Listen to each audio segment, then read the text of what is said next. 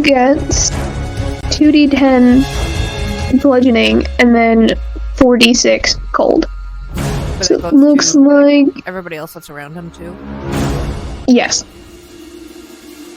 So he gets 9, and then Like this? 46. It's not really a ray, it's a cylinder. It's a 20-foot radius cylinder So, that is on top of him.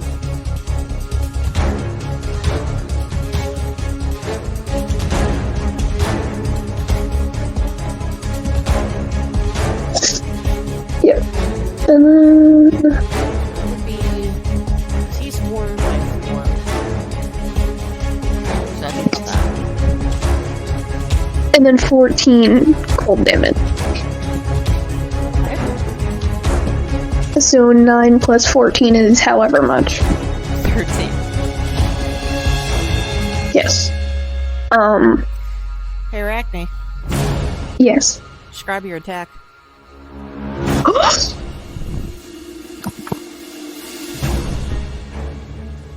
Thank you, Mink. He had 5 HP left. I was like, she doesn't technically need to do this, but I want to see this. Ooh. Oh, It's a good thing that I rolled the smite that I did. If I had rolled my other smite, I probably would have absolutely killed still. I'm so glad I didn't do that. Let's go. If I didn't roll bad rolls, like low numbers, I would have also helped. Alright. So, does everybody take, you said though, was it 15 points or 13 points of damage? Everyone else needs to take 13 as well, though? So... Except for Scar. I mean, because it's 9 points of bludgeoning and then 14 points of cold. Okay. Is anybody resistant cold? Not cold, just bludgeoning. What is the radius on it? Because you can probably do it so that only I and the Moople Snoot are caught up. It's 20 feet radius. And I would like to do that if possible. Yeah, I have you guys in the 20. Maybe we could like move it over so that they're out of it? Yeah, just do it so I and the Moople Snoot are caught. Put them at the edge of it. Technically, you could do it with that. Yeah, I'm okay with that. Okay. So this is a verbal component spell, or a material spell. So we're gonna do the verbal one.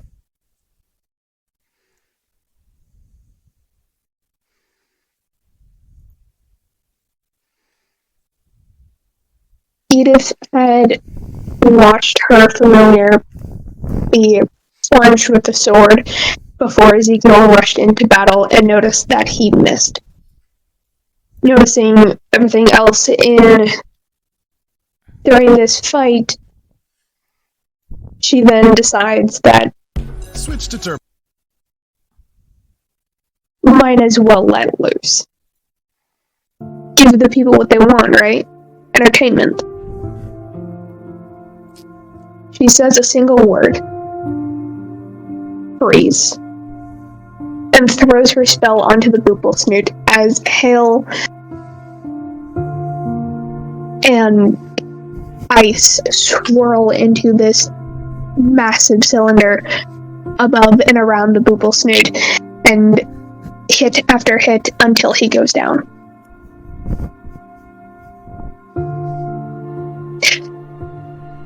I magically stoned him to death. Edith, That's my attack. Make me a perception check.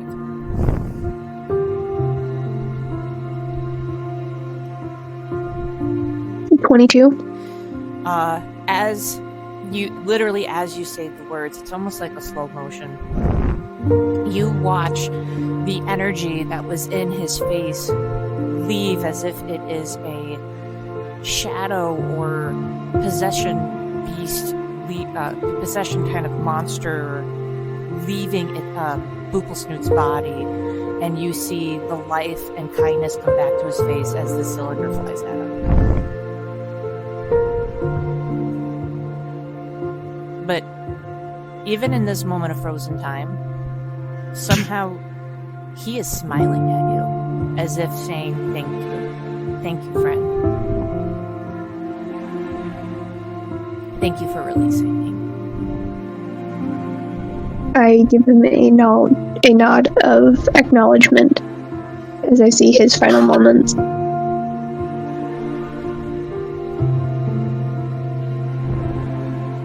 So that he has the understanding so that he dies with the understanding that I saw him.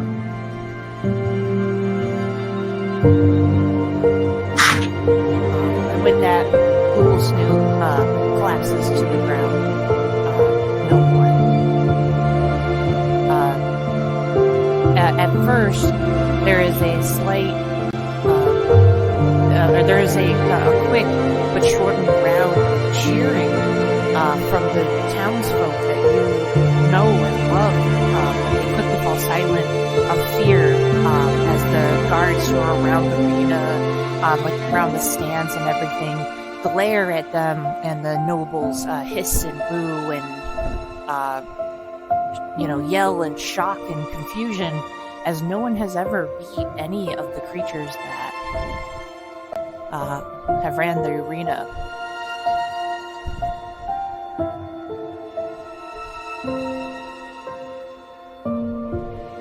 Serafina flips off the Red Queen. May I address the queen? Oh, yeah, absolutely. Can I? I'm gonna regret this. Yeah, maybe. Because knowing you, Mink, you already have something planned, so this just is like a little segue into it. So you're welcome. I turn to the queen and I say, "Was that the best you could throw at us?"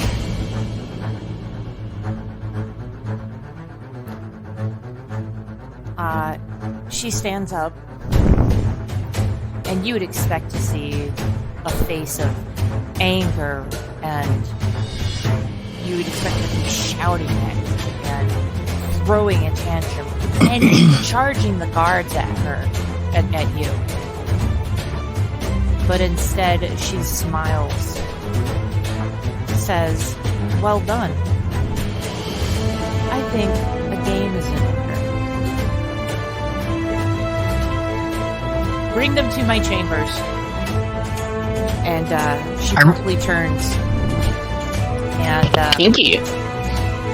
the people are in shock and awe as she leaves, and there's kind of a slow, unsure, kind of clapping, as the warden says, "Behold, the justice has prevailed, our heroes." I rolled to seduce the queen. You'll have your chance, don't worry. Hold on, wait a minute. And with that, the big entryway that was right below where she's at does begin to raise, and you know how if you ever look down a tunnel and doors or a thing opens up, you start seeing the light come in. That's basically what's happening here. Is the doors on the far end of this chambered area, what have you, does open up and allow you to head forth. At the end, though, you do notice there are a few guards, which is probably going to be a few more on the other side of it. But now the hair folk are jumping up and down. They're hugging. They're crying. They're cheering. Mostly for you. They're yelling, "Eat it, eat it, eat it, eat it."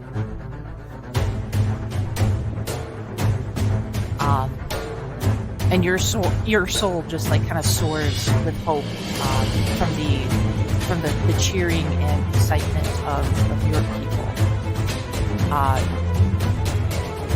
As you look back towards where the stands are, you see a familiar face, angry, gripping the edge of the marble, red-faced, and just gnashing his teeth. Your grandfather is enraged.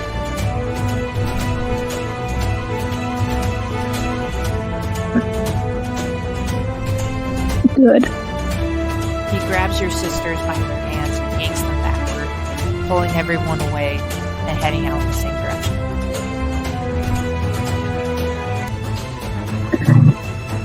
No, but I would like to possibly collect any, coins on the I ground. knew you were. I knew it. You son of a bitch. Okay, yes. I mean, each time he gets damaged, does he not leak coins almost? Well, he was crying in anger the whole time. Yeah, so there'd be a lot of coins there. Alright, hold on. Now, question is, if I, cut a slice his stomach open, will, a mound of, platinum or gold coins just pour out? No, blood? it would not. I'm telling you that. Let's not defile the body. Well, if I defile the body, I can get coins, possibly. Ricky is 100% on board for. Alright. Can I cut off some booble snoot steaks and cook them, make them? Oh my god. This is how I can eat anything all guards day. are starting to come down the tunnel and calling for you to come forth. Ricky, I will give you one turn. Roll me a d8. Oh, let me run back upstairs. I just walked downstairs. This is why you don't do this. Someone has to do something and then not be prepared to possibly roll. Alright, 1d8. Silly goof. 5. You get to roll 5 d100s.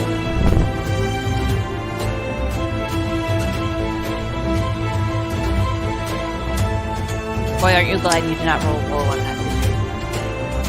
450. You get 450 pieces of gold. I'd like to do the same thing, to be honest.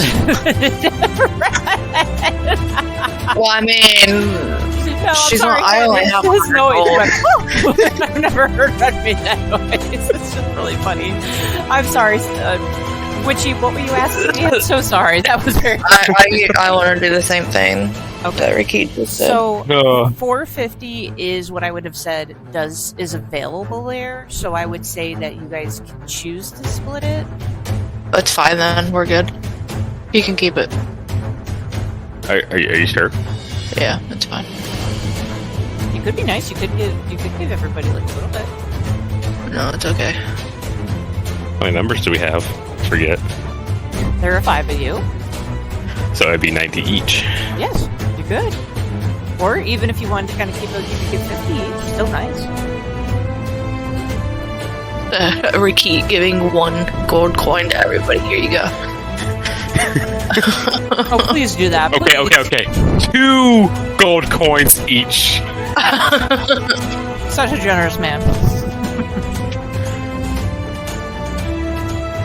You know what? That's unfair because I was going to say if I gave him the roll, that's what he's able to accomplish.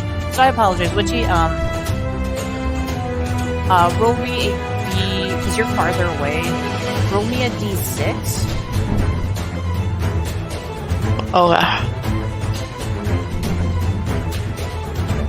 sorry. Okay, you can roll 3 D100s. 153. You get 153 gold pieces. Awesome sauce. I'm gonna split that up by everybody.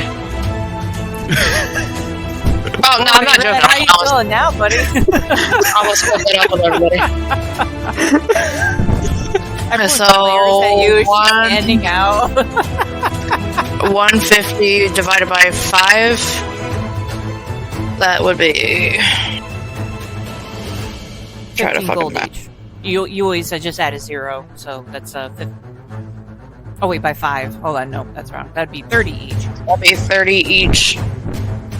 So I give everybody 30 pieces of gold each, just so that way we can fucking, just in case we get into a town and shit. Yippee! Well, also add your 90 to you guys. I am dividing it 5 ways. So how much are you doing? 90 each. 90 each. So And you're 30, so you guys are walk down first, like this. It's a very like gorgeous, like kind of like manor main walkway. You know, there's a lot of trees. It's almost like a botanical garden. It's been maintained very, very well. Well, I just throw it in the party inventory instead. The 450. It's up to you guys how you do that. You literally have to do the individual. Like, it sounds I just like maybe individual. just put your own goal. Okay. No. Yeah, so everyone add 90 from me and then 30 from her.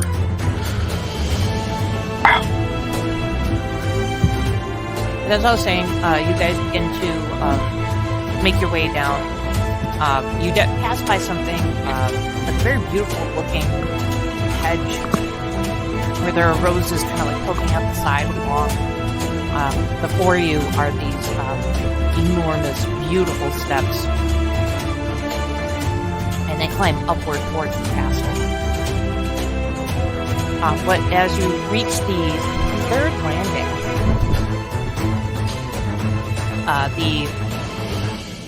the guards stop you and say, "This way," and they start bringing you towards a direction where there are shaded trees. And it almost kind of seems like you're going from a side of a building into a dark forest, and things are, little lamps start showing up on the side, lighting your way. This is fucked up because you just were in broad daylight. It's almost as if you're watching night descend.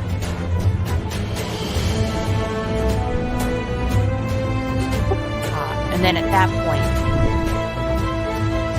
you guys, it gets very dark and you hear a rumbling. And as you get to this opening, this is what you see. It's both a horrific and an absolutely astounding, incredible old walkway. You can tell it went from basically being this new, beautiful, polished marble to this kind of more narrow walkway. And as you approach it, you can see here these incredibly made stone hands that look like they're reaching up and grabbing the bridge as they lead across to another entrance of the castle.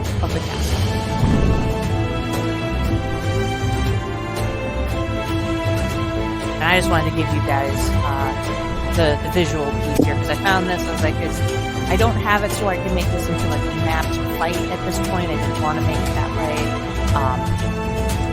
But I just thought this was absolutely stunning. I'd like to use. I actually have another version of this as well. This kind of bridge might come again in the future, so you guys will have to wait and see. But it's like I said, it's just an absolutely gorgeous piece of art. But it is also terrifying because the way it does look, the stones that are used to like hold up the bridge, definitely the supports of the bridge, literally do look like massive, ginormic hands looking ready to grab and rip the whole bridge down. So, what do you guys think of that? Rakit is happy with the gold in his pockets. Rakit's looking.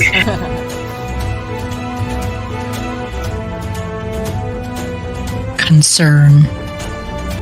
Rakit's just gonna admire the view, I guess, because he's like, "Oh, this is cool." Rakit likes the style, the aesthetics. Can Seraphina do an investigation just to kind of check things out? Sure. I almost hit medicine. 16. You're kind of taking in, it's not just the room that you're really studying here. You're taking in something a little bit deeper. You're recognizing that it's based on the kind of walk that you did. It is some kind of enchantment. You guys essentially walked through a portal and you're way deeper into the castle than you should be. And what you're seeing below is it is almost like you guys walked through like some kind of transportive area. So it's It's really cool magic. You appreciate the level of magic and expertise that went into it.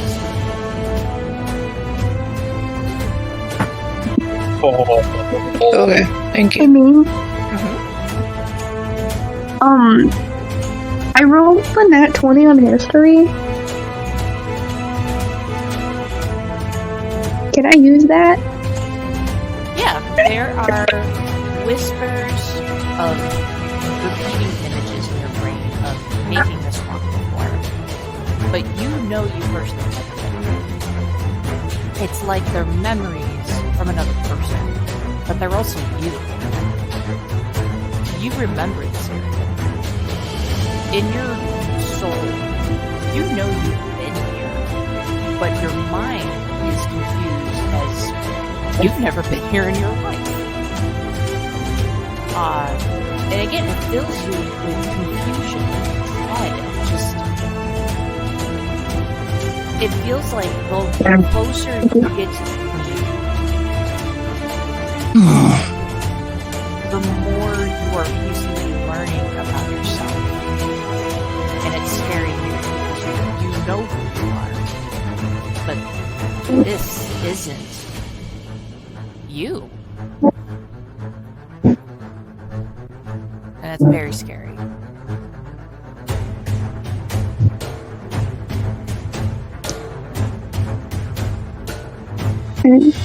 How? Edith is secretly a double agent. I beg pardon? Edith is secretly a double agent. I mean, she did work for the Red Army at one point. A sleeper agent.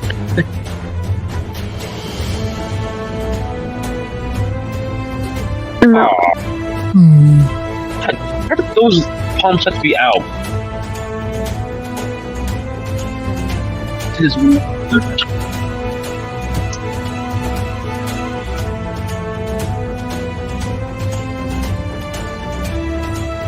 Oh, great.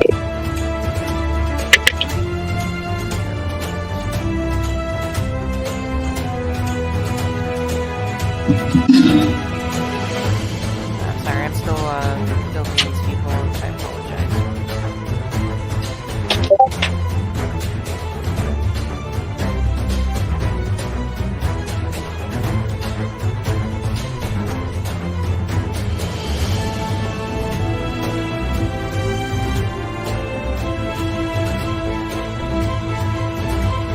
I'm sorry if you guys can hear the music of the gas station. I mean, I don't hear anything right now. Not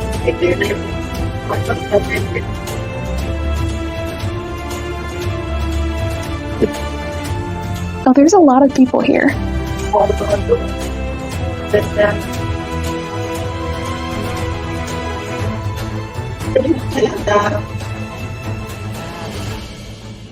Alright, I just think Nice girls back here.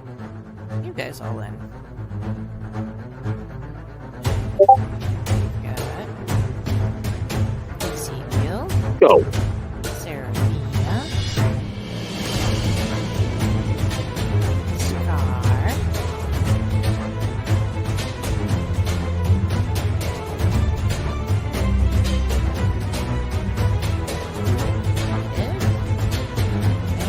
Can I make perception to see if I recognize these people?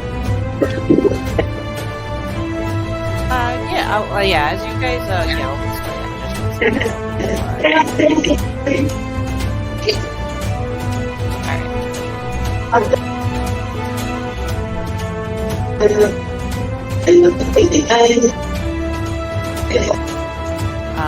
yeah, I was gonna say, so you do guys enter in this magnificently massive hall. You see the queen sat at the far end. First off, Edith, you definitely recognize the elderly rabbit that is sitting next to her. Well, yeah. I'm bored. And he seems to be talking to something behind the chair.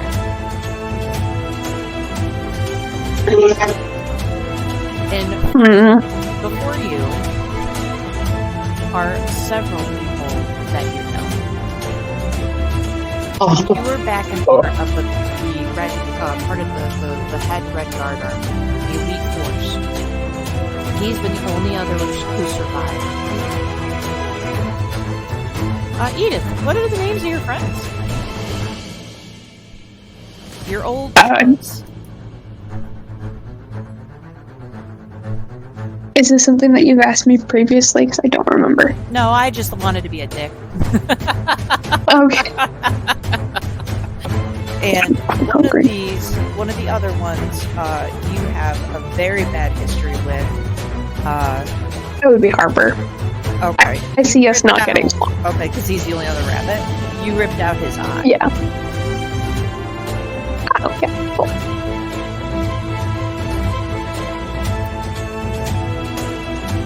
And he, Harper looks dangerously excited. Okay, cool. As you guys walk forward, you hear the doors close behind you with a tremendous loud thud.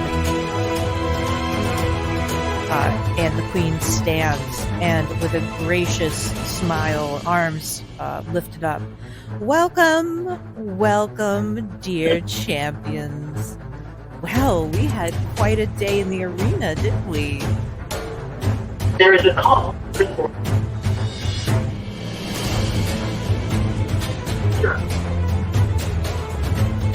Well, don't just Yes, Your stand there. Highness. Come forward.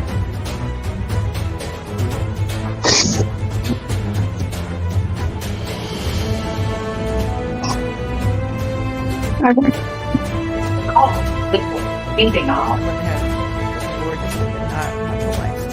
This is supposed to be literally a massive. I'm going to say it takes one turn for all of you to get down the bottom of the stairs. And these are supposed to be, here we go, 5, 10, 15. Yeah, that's fine.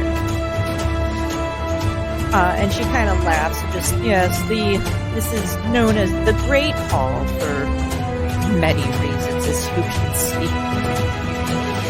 I do believe we have some people here that you are familiar with, but, of course, we always love to make sure everyone is well acquainted. What kind of host would do otherwise? Edith, do you want to introduce your friends to, well, your friends?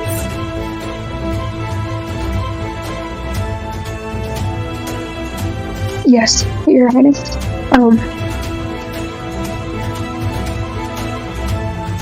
Next to me is Rickit of the Rat Folk.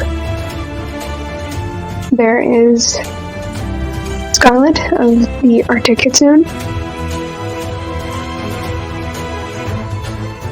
Seraphina of the Dark Kitsune. And Easy Kill of the Warforge.